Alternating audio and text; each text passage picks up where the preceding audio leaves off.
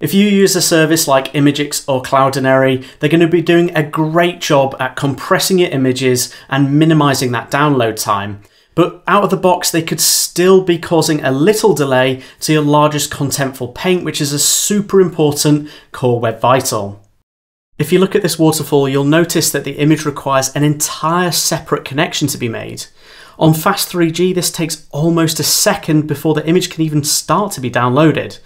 Luckily, my site is well optimized, so it still meets the threshold, but most sites won't fare so well when 2/5 of the LCP budget is eaten up by the connection alone. So what options do we have for rectifying this? Well, firstly, we could look at a different CDN, one that might have their own image compression service, like Fastly's Image Optimizer, for example. But the trouble with that is you may not control that degree of decision making, and it might be a very significant change to your architecture. Secondly, we could look at integrating that transformation and compression directly into our own build pipeline, but the trouble with that is it doesn't really scale to much larger websites that have very frequent changes.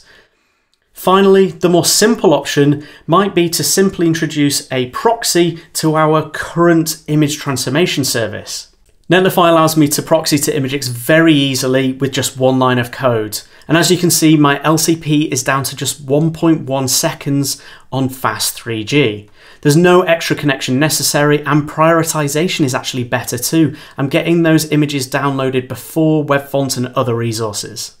If you want to consistently meet the good threshold for LCP, then you need to make sure that your LCP candidate is served from the same domain as your HTML.